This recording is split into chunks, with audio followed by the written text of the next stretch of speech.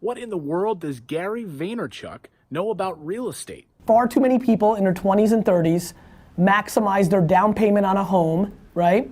Leaving them with no liquid to be able to do things with them. That there are better uses of their dollars than buying a home. Oh man, that guy is crazy. Actually, no, he's spot on, and I'm going to tell you why.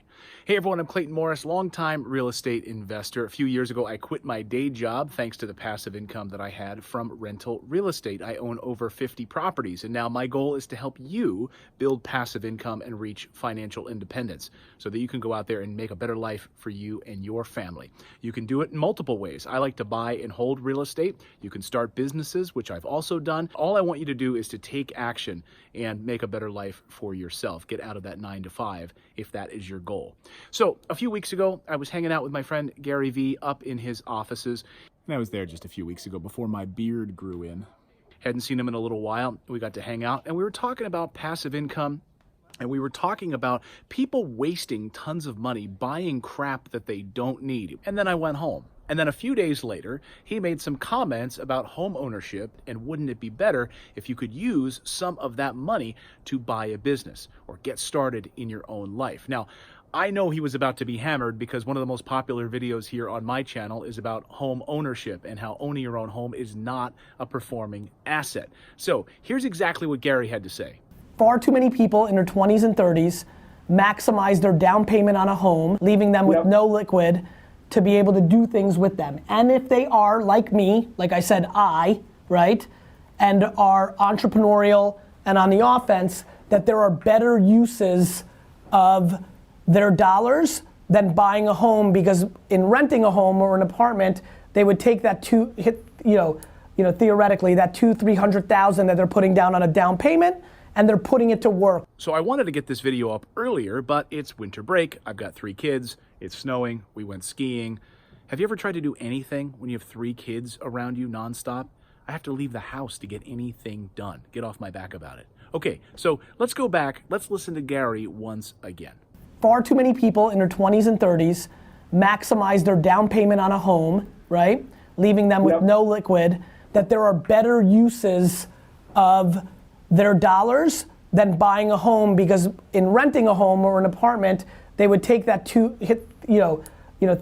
that $200,000-300,000 that they're putting down on a down payment, and they're putting it to work. He's saying, in his opinion, far too many people in their 20s and 30s are taking a huge down payment, all the money that they have saved up, and they're putting it towards a property that they're going to live in, leaving them nothing left over in which to start a business. That's his argument.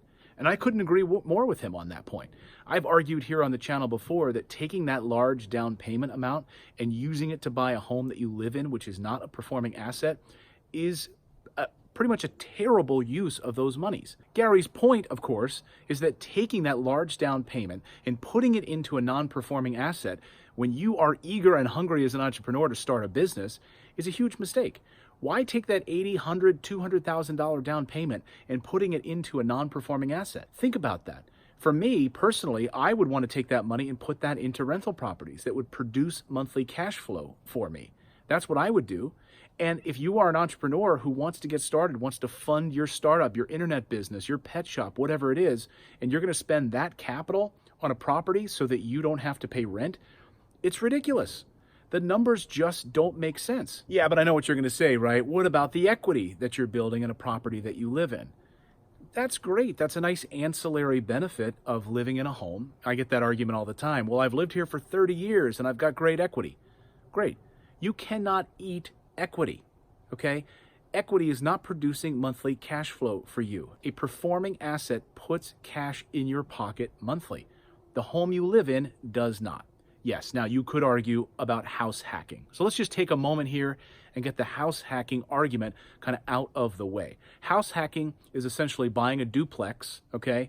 A side-by-side 2-family. You live in one side, rent out the other side. So let's take the big city argument for a second. So let's look at Jersey City, which is just outside of Manhattan, a perfect area to talk about 2-family properties. So let's do a little search here and show you some different properties that I found. Here is a 2-family unit. To buy this property cost $1.4 million. In fact, this one just sold recently for $1.4 million. It's been updated. It looks great. So if I was to rent this property, would cost me anywhere between $2,800 a month up to like maybe $4,000 a month. Because if we jump over here to look at rental rates in this area, you can see there are a range, but you're going to be pushing close to $3,000 a month. Okay. All right. Now let's talk about the mortgage calculator. Let's hop over to the mortgage calculator so you can see these numbers. You're going to put about $300,000 down, right? Because you need about 20% down to make this work on a $1.4 million property. Okay. So that's what you're coming out of pocket. And that's Gary's point. $300,000. Imagine what you could do with that liquidity that is now out the door for you to buy a property you're going to live in. Now, this is Jersey City, right? Now, let's look at the mortgage payment. So the mortgage payment sits at over $6,000 a month.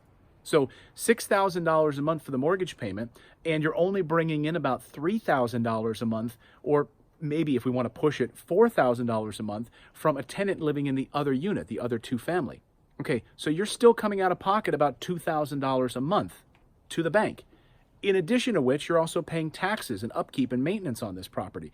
The numbers simply don't make sense when you look at a property this expensive. Okay, so that's an expensive area. That's Jersey City, but look, we could have been talking about San Francisco, we could have been talking about Miami, we could have been talking about Los Angeles, we could have been talking about New York City. It doesn't matter, right? These are areas where there are a lot of jobs for entrepreneurs who are just starting up. You have the startup culture. So typically more expensive areas. But what about cheap areas, you might be saying? Well, Gary addressed this also in this video. Take a listen. You said 200,000. I think that I'm not harping on that, but that doesn't account for New York City and Miami and the big markets, but not across America. You're right. No. To me, this is about a psychology, and I was speaking about me, right? So if you're Sally in rural Iowa and you're putting down $20,000, right, on a $100,000 home, and you've got my psychology, I'm fascinated. It doesn't have to be that big of a down payment. When the down payments are smaller, the multipliers are smaller too. So her $100,000 home, 10 years later, I'm fascinated by what happens if she pays rent instead and has that $16,000 to go to work. That's all. So Gary talks about rural Iowa, right? $100,000 property. You're still putting down $20,000 on a property when in that type of an area, you might as well absolutely rent. There is absolutely no reason to not rent a property. Now, there are some instances where the return on investment can make sense, but very rarely. If you happen to be in one of the best rental markets in the country, then perhaps it makes sense to acquire a property for $40,000, $50,000, $60,000 to live in it and to pay less in a mortgage than it would cost you to rent. Again, I just don't see that the math makes sense. You're coming out of pocket $20,000 to buy a non-performing asset. So I'm sorry, any way you slice it, $20,000 down is money that you could have been using to start a business or buy rental real estate. So now Gary is all about starting a business, right? He's started many, many businesses. He talks to entrepreneurs every day who are starting businesses who are complaining to him that they don't have startup capital. So that's his context, right? That's where he's coming from. For me, I'm a buy and hold real estate investor, but I'm also a business owner because when I buy rental properties, I'm buying it as a business. So I get the best of both worlds, right? So now I'm acquiring rental real estate as an LLC, as a business. It's a business purchase, okay? So I am going into business as an entrepreneur. I am investing in something that's going to be producing monthly cash flow for me. Now, as a business owner, funneling my expenses through my LLC to pay lower taxes, depreciating that asset, so I'm paying lower taxes overall. You see, I'm not just buying rental real estate, I'm buying a business. I'm starting a business. So that $20,000 can better serve me passively. I can move into an apartment in rural Iowa and probably pay $900 a month in rent in an apartment and then not have to worry about the maintenance and upkeep and paying taxes on that property. And guess what? Chances are, if you're a young entrepreneur, you're in your 20s, you're going to be moving in a few years. The chances of you staying in rural Iowa in that house for the rest of your life, it's garbage. Most Americans are moving on a regular and consistent basis. That's why we are a nation of renters right now. We are a rental nation. My original seed for this is people are putting themselves in such vulnerable spots because they're giving themselves no flexibility because they're maximizing the down payment to buy the biggest possible house they can buy. You know, his point is that so many young people are saddled with large mortgages, large debt. They're coming out of college with large student loan debt. So student loan debt and a mortgage debt, you're already behind the 8 ball and you can't even afford it. And you want to start a business? It's crippling. It's debilitating. I know so many people from high school that had dreams of starting businesses that never did. Why? Because they stayed in their local hometown where I went to high school, and they stayed there and they bought a home, they got saddled with a large mortgage, and they had student loan debt, and they never started the company that they needed to start. Again, it's incredibly rare for this math to work. Please check out my video on ROI, return on investment. It all comes down to return on investment. It all comes down to numbers. Don't get emotional about real estate. It's not something to be emotional about. It's 4 walls and a roof. But I'm telling you that when you live in a property, you are not creating monthly cash flow. When you live in that property, unless you are renting out one of the rooms Airbnb style, you are not turning that property into a performing asset. Now, if you do have equity, you can't eat equity. But people would argue with me, well, I had this house for 30 years and I've got a lot of equity in it. That's great. You can't eat that equity. Do something with it. That's how you could potentially turn a property into a performing asset many, many years later. You could get a home equity line of credit on that property, pull some of the equity out of that property, and purchase another property. But I'd much rather do that not living in the house. I'd much rather rent a property and then buy performing assets that I can then refinance after I add value to those properties. So I just wanted to do a video about this because I saw a lot of people criticizing Gary and kind of jumping down his throat. I don't know that they had the full context of what he was saying, and he later clarified it. But I think his clarification still ruffled some feathers. But that's what this is meant to do, right? It's uncomfortable. We've been told that this is the American dream, right? Go to college, debt.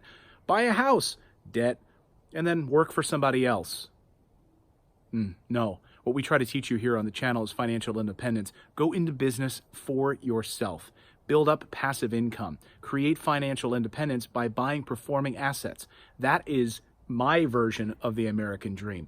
I would love to hear your thoughts in the comments below. Do you plan to buy a property in your 20s and 30s? And if so, what is your reason behind that? Or are you planning on renting for a while, building up an arsenal of cash, buying rental properties that will provide monthly cash flow for you? That monthly cash flow will then enable you to buy the house of your dreams. That's the goal. When your performing assets provide the cash flow for you to live wherever you want. Again, I can't wait to hear your comments in the thread below.